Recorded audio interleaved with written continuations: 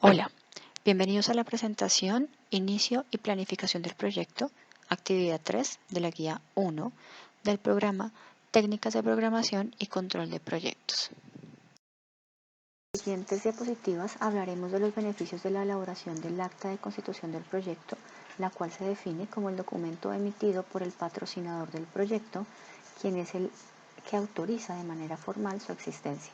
Esto proporciona al gerente de proyectos la autoridad de utilizar los recursos de la organización para su ejecución. Esta acta puede realizarse antes o recién aprobado el proyecto y debe ser la empresa que ejecuta quien autoriza el proyecto, así como asignar recursos y capital humano. Para dar inicio a un proyecto, la empresa seleccionada asigna de manera temprana un director de proyecto quien recopila la información y se realizan diferentes reuniones con el patrocinador, quien suministrará la información necesaria con la necesidad del proyecto. La mayoría de los proyectos de esta organización son para clientes externos, quienes serán los promotores del edificio. Dicha información debe contener alcance, plan de negocios, presupuesto, entre otros.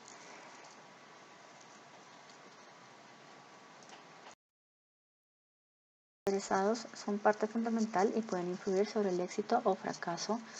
Suministran insumos que requiere el proyecto. La empresa llena la planilla de registro de interesados y en cada reunión se pueden identificando algunos intereses o conflictos de interés. Es por eso que es vital identificar estas necesidades.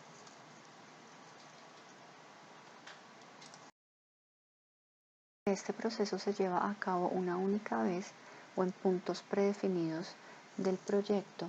Se tienen como puntos de partida las entradas, como es el caso de negocio, los acuerdos, los factores ambientales y los activos de los procesos de la organización.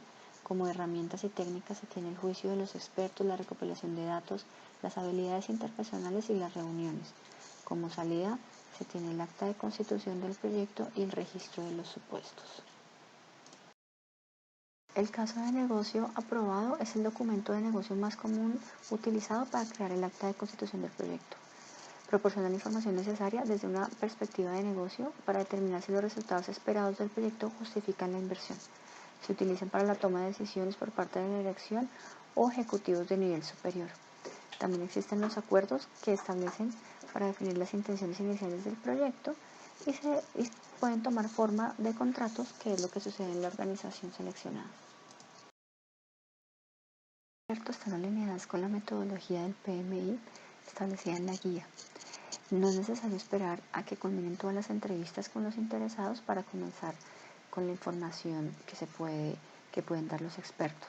Entre los expertos se pueden consultar asociaciones profesionales técnicas en un proyecto como los de la empresa seleccionados, que son de ingeniería o áreas de arquitectura, considerar como estándares o grupos industriales o expertos en el área técnica.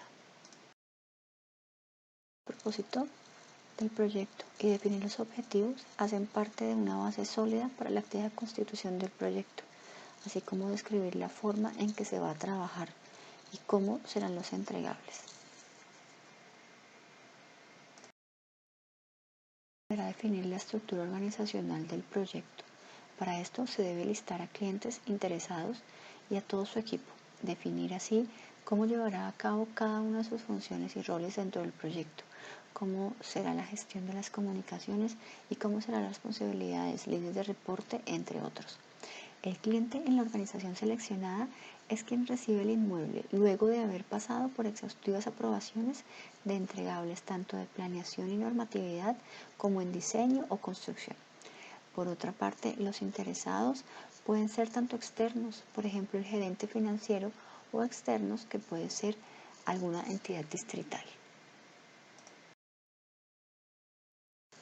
Con la idea de la necesidad del proyecto clara, el cómo hacerlo y las respectivas actividades a desarrollar en fases, se define entonces el plan de implementación y requerimientos de alto nivel, que nombra sus fases, actividades y cuáles son las ventanas de tiempo que se tienen. Determina cuáles son los hitos necesarios para el logro de este proyecto.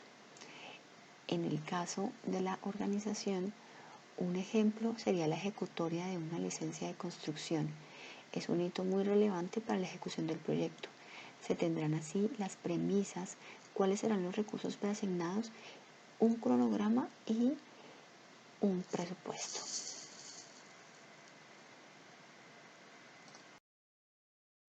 Normalmente las restricciones implican un riesgo. Estos se pueden identificar, controlar o revisar.